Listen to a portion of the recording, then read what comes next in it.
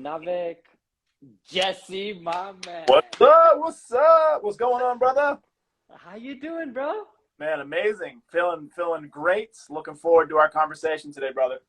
Yo, likewise, I am really excited about this conversation as honestly, we had the chance to kind of meet. It's been a little while now and kind of having a couple conversations. I was on your podcast and we had a conversation prior to that.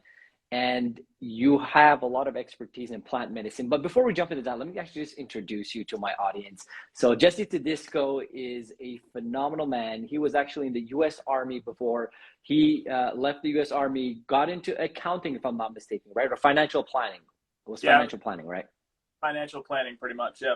Yeah, so financial planning, and now he's starting a new path within coaching people to go through plant medicine and how that heals for entrepreneurs and so on and so forth, which is very interesting to me, and I want to unpack that.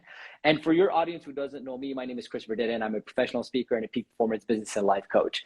So my brother, first and foremost, let's just start off with that transition. Army to financial planning to plant medicine. It's kind of all over the place. How did that happen? Why did you go from one thing to another? What can you speak to that? Yeah, man. You know, it was Navy, so I was on a ship. I wasn't in the Army, but it was part of my life's journey and life's path. So I grew up with a mom that was in the military. She was Army, active duty during Vietnam War. I don't think she went overseas, but she definitely, served during a time of war. So I had that kind of DNA built inside of me through my mom. Also my grandfather on my dad's side, who served during Pearl Harbor, World War II.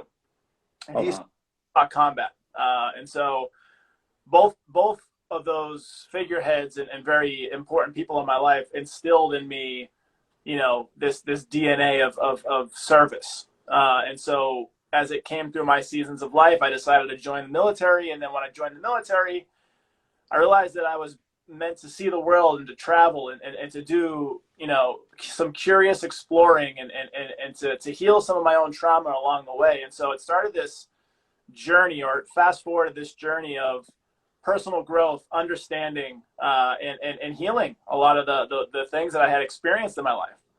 And so when I had left the military, for me, I was still on my journey of figuring out career and what I wanted to do. And I always had this knack for being an entrepreneur, and I always wanted to run a business. And so I was able to do that in a couple of different ways, a couple of different businesses. And my goal was to always, learn about the wisdom of wealth, about how the wealthy became wealthy and what they did to build businesses. And they kind of go together, having money and building a business and learning about the fundamentals of financial planning. They really do pair nicely. And so I got really attracted to how to build wealth and how to build wealth for myself, and then eventually how I could show other people how to do it. And so it sent me on this odyssey of about 11 years of becoming a wealth manager, an investment manager, a financial planner. And I went through all the different iterations to get to a point of what's called a fiduciary, which is, in my mind, in a lot of people's minds, the most clean way or the most just way you can do financial planning, because basically you take an oath and you put your clients' needs above your own, essentially, which I think it should be business 101. But a lot of financial planners out there, out of 400,000 financial planners in the United States alone, only less than 10% of us are fiduciaries. It's actually 5%, meaning that we have to make sure we do the right thing for our clients. And so kind of having this trajectory of learning, of growth, and of going along in my own journey, I was introduced to plant medicines, a few years ago, and a couple of different people I started following, and we could talk about them later down the road. And, for me, plant medicine spoke to me. They called to me. They offered insights. They offered, healing. They offered different experiences. And so I started my journey with plant medicines with psilocybin mushrooms, and went on my own journey back during the very beginning of the pandemic, which unadvisable to most, but you should have somebody with you. I did it by myself. I did it without a sitter, someone there to kind of guide me through it. And I knew, based on my learning and based on what I wanted to do, that it was the right setting, as they call it, the right mindset and the right location for me to do it. And I did have somebody on call if I needed the help. So long story short, man, I sat with that first plant medicine journey, and it completely profoundly changed my life forever. It brought me insights on how to be a better father. It brought me insights on how to love myself better. It helped me heal years worth of trauma in a matter of hours. And it just set me on this journey of seeking and understanding more about myself and the world. Okay.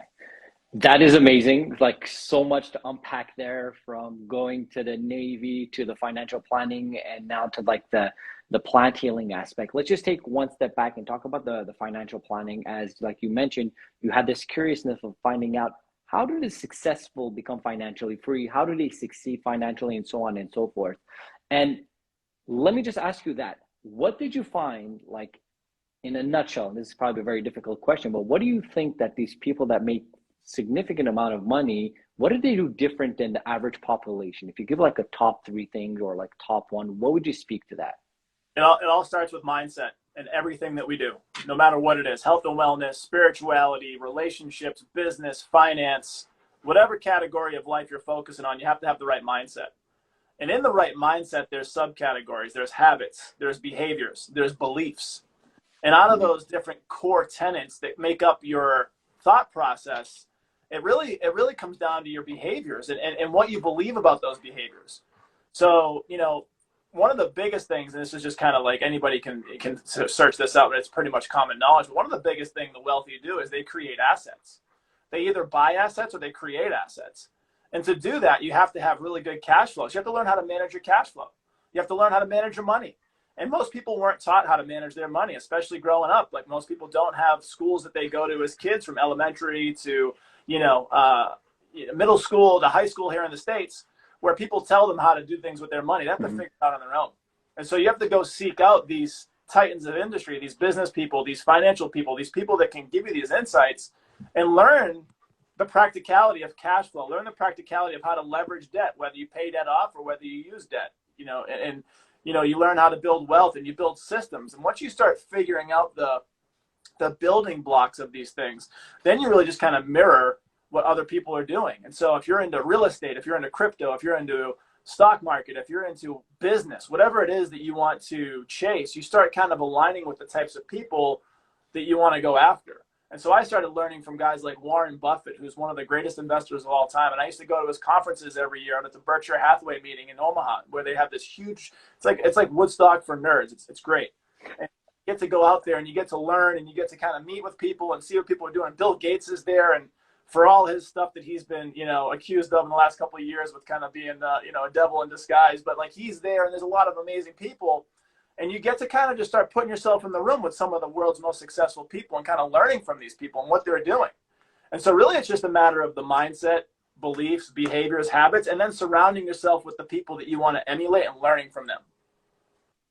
I love that. So a couple of things there. First and foremost, you mentioned the mindset. So you have to understand things differently. Second thing, you did like mention the whole thing that we could go on a rant on, that the education system doesn't teach us about finances, how to manage it, the cash flow, the assets, the investment. So go get mentors, go see these titans of industries, like you mentioned, to learn from them, because they're not any different from us. They just know a different way to approach money, and they attack it differently. Once you learn it, it's accessible to everyone. That's the second thing. And the third thing over here is, I think, it just be logical where you put your money and where you invest in, and so on and so forth, which I think was great in that regards. Now, I have a question when it kind of balances to like success, finances, and the plant medicine world. I was listening to an interview years back, and I forgot who it was, unfortunately. And he was telling us that during the interview that he was sitting down with some of the top CEOs in Silicon Valley. He's like, just name the companies from Google to this to that. And it was like a very close-knit community of people, right? And they were sitting around this table, and every single person had to ask one question. And one person ripped out their hand, and they're like, hey, who uses plant medicine or XYZ drugs like to advance themselves or to be more efficient within their work? And this person said there wasn't one single hand that didn't go up. And these are CEOs of Fortune 500 companies, like some of the best ones. I don't think they probably say verbally that they take these things, but this man mentioned they were all there and they all take it. Now, my question to you, brother, where does this correlate towards maybe a misconception of this is drugs, this can be dangerous, towards why in this one example, this is an anecdotal example, but this one example that some of the most powerful people within the business world commonly use this. Where does that interject, and why does that interject over there?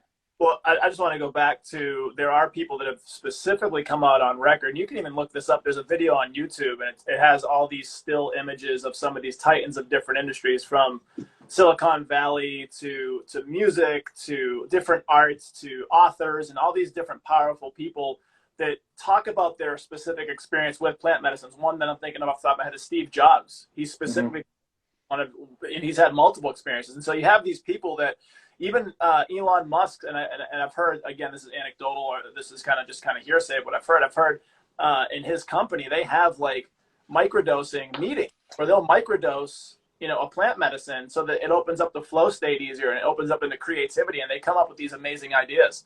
And so this is absolutely something that's been happening. It's been happening for tens of thousands of years. What happened is, where the conflict comes in, is you got to look at where you're getting your information. And so years ago, there was this thing in the United States, and it's bled over to different countries, but there was this thing called the war on drugs. And the war on drugs, a lot of it was aimed towards this psychedelic movement of the 60s and 70s, because what happened is they started realizing how powerful people were starting to become in terms of their mentality and their thinking process with these teacher plants.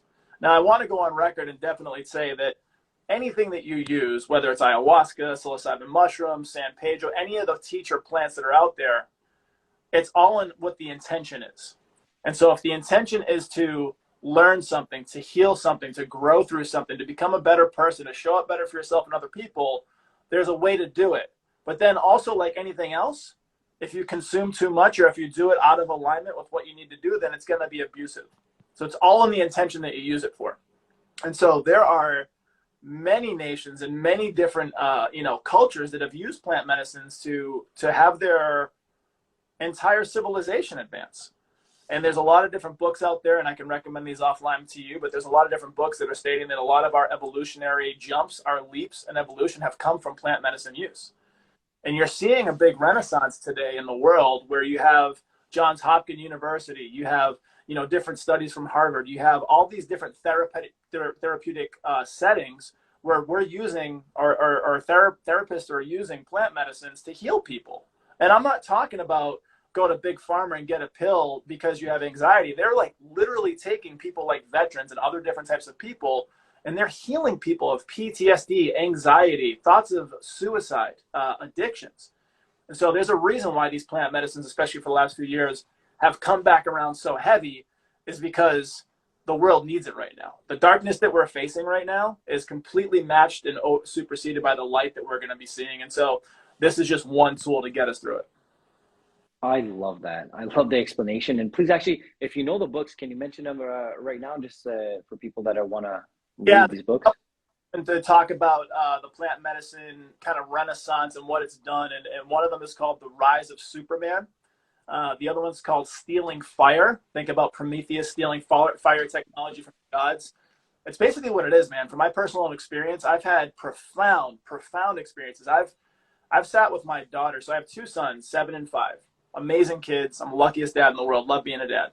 But before the kids, I had 2 pregnancies with my wife, and the pregnancies didn't make it. So the first pregnancy was a 7-day-old daughter that passed away, and the second pregnancy was a miscarriage. And I set out on an intention last year to go to Peru to sit with shamans, to do ayahuasca, to do San Pedro, and do some deep inner work and inner healing.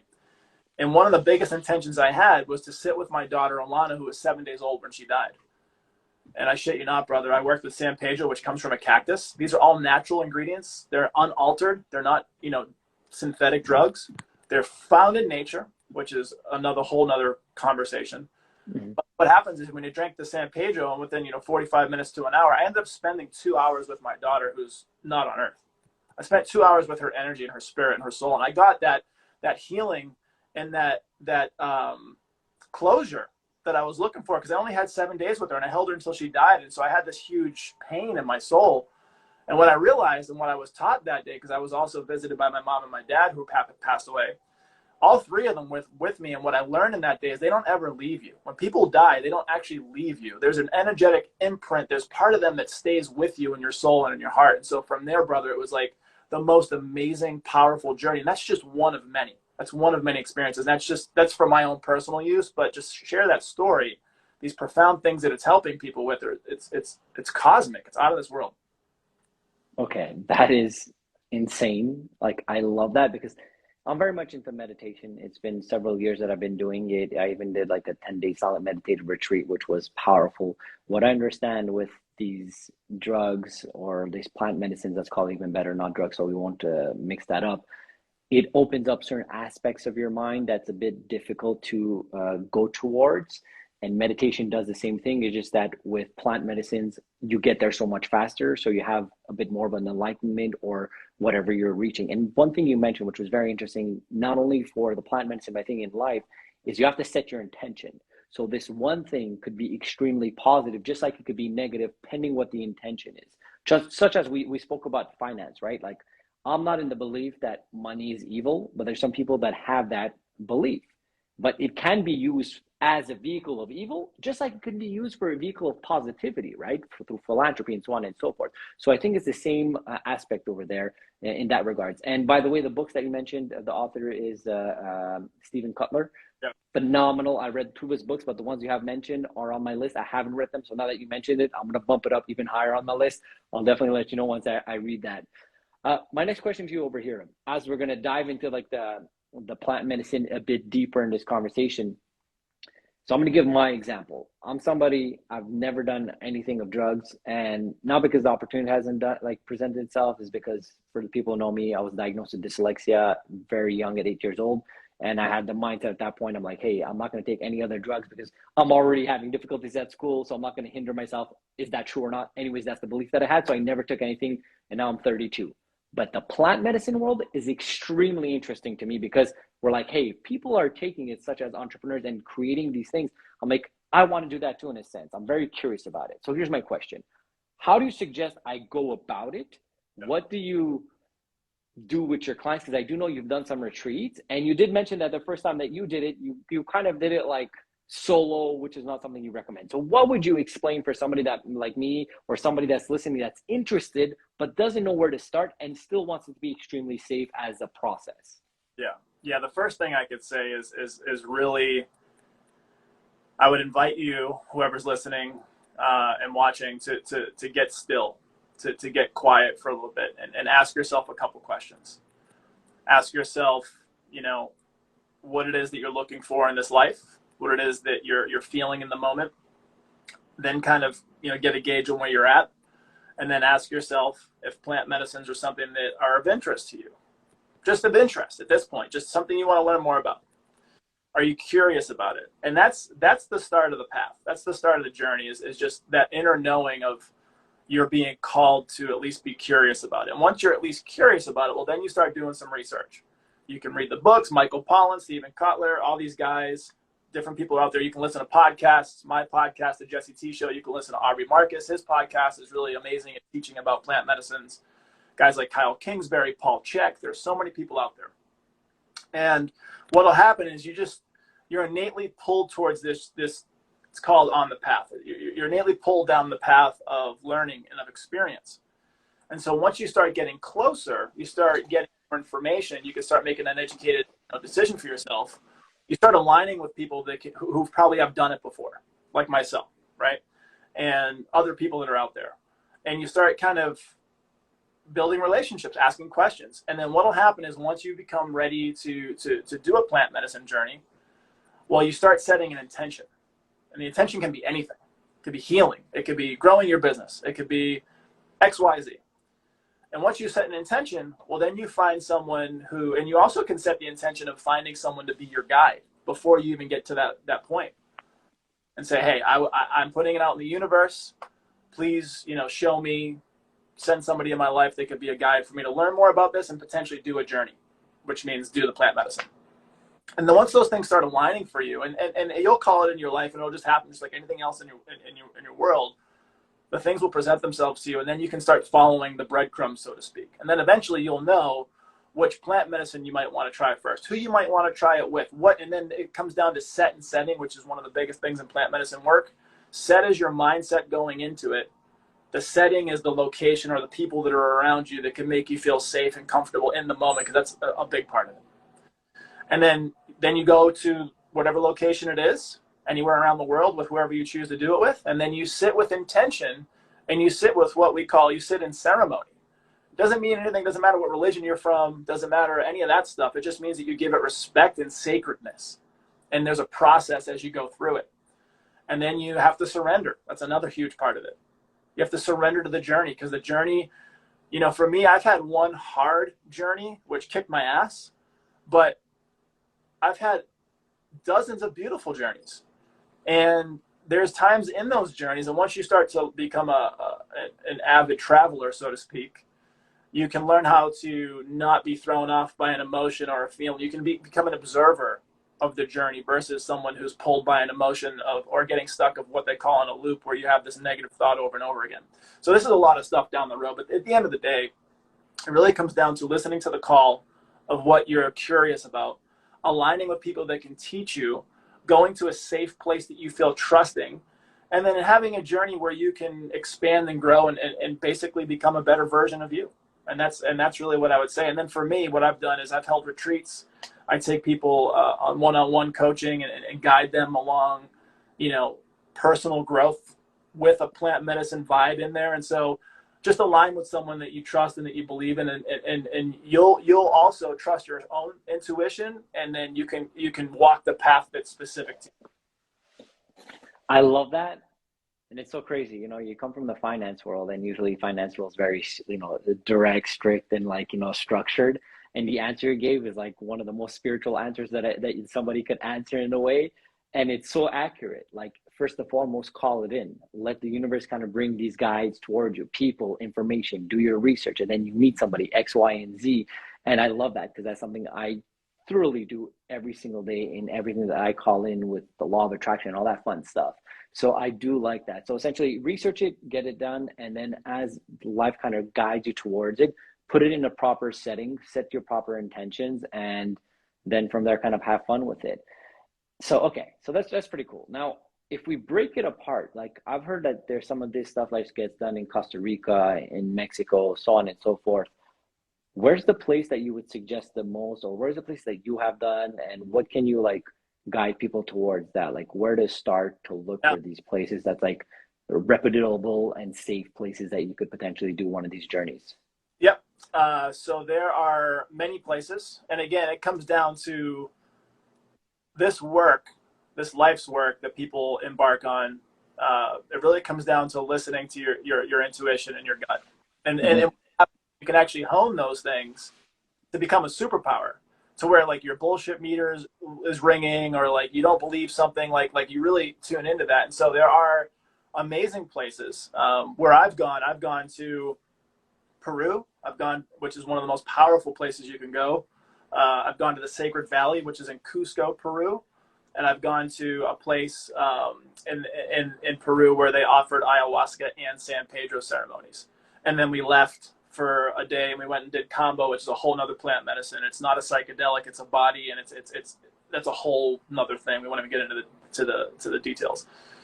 But I was in a trusted environment with trusted people, and it was something I knew that it was the right thing. And so for me, that worked. There's other places I've been to in Mexico, and close to Tulum, working with DMT. DMT is what's known as the God molecule, the spirit molecule.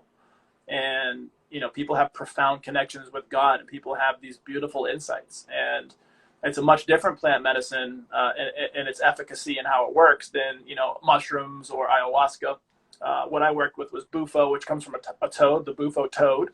And so this is a secretion that comes from the bufo toad. You smoke it and you go into this psychedelic state, and I came back with the answer to how to heal the world.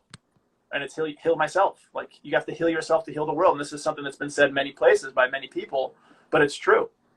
And it starts with you and starts with love.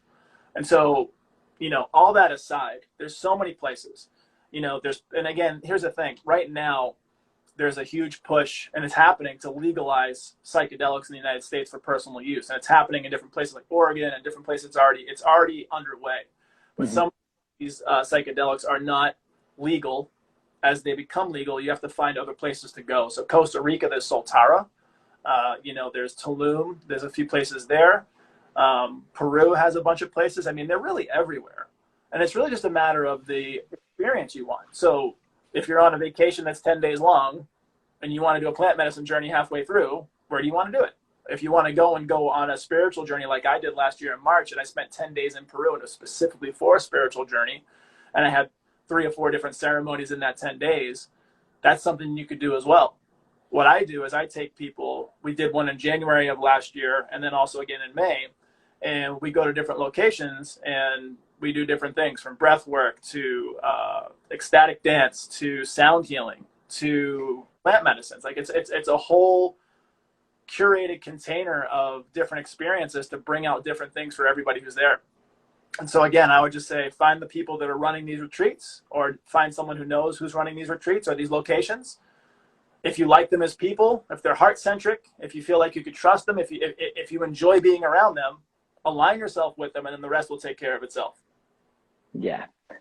This is beyond interesting to me. And the reason why, like, for people who know me, who listen to my keynotes or my clients of mine or whatever, know that I am a geek about brain science. And the reason why is because a couple of years back, like almost a decade back, I heard Earl Nightingale talk about the greatest secret. And within that video clip, of that audio clip more, he says that the 8th undiscovered continent is the brain. Ever since, I've been going ham on studying the brain and trying to learn how to utilize my body to my advantage to work with it.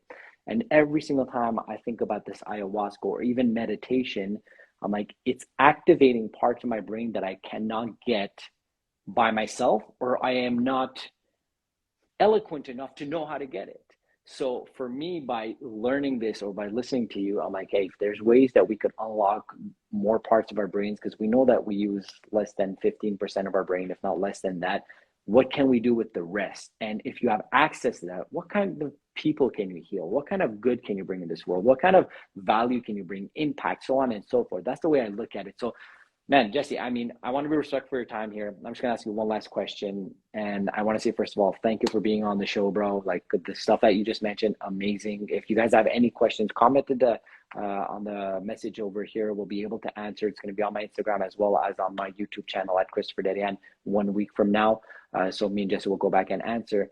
But my last question is really simply, where can people reach out to? If somebody's interested to know more about this, about maybe even going to one of your retreats, so on and so forth, what would be the best way to contact you? Yep. Thank you so much for being you, brother. And thank you for the platform and all that you're doing. And I'm excited about our brotherhood and our going, man. Before I drop that real quick, I want to just talk about all the answers that you seek are within. Everything that you'll ever need is within. Sometimes you may need a guide to instill confidence in you. Sometimes you may need someone to show you some of the practical steps of doing things. Mm-hmm. But you know whatever it is that you need in your heart. You just have to listen in. And one thing I want to talk about in a second, really quick, is you mentioned meditation. Meditation is extremely powerful. Meditation is a place where you can get still, you can get quiet, and you can listen for the voice of God, essentially. Mm-hmm. You can do it in the dark of a closet. You can go hike a mountain and sit on top of the mountain and just listen. And these are powerful tools in themselves. And just for some extra layering, there are ways that are completely natural without natural plant medicines that you can release endogenous DMT. So we actually have one of the main ingredients that is in ayahuasca that brings you into psychedelic state already in our pineal gland, and you can bring it out naturally through holotropic breath work, through kundalini yoga, through different meditation. And so there's a reason why this is already existing inside of us. And there's a reason why nature calls us back to it. So there's a whole nother conversation for another time, but I just wanted to make that point there. But at the end of the day, if you want to reach out to me, best way to find me is on Instagram. It's at Jesse, Jesse_T, which is TEE. So at Jesse_T. Or you can find me on my podcast, the Jesse T Show podcast.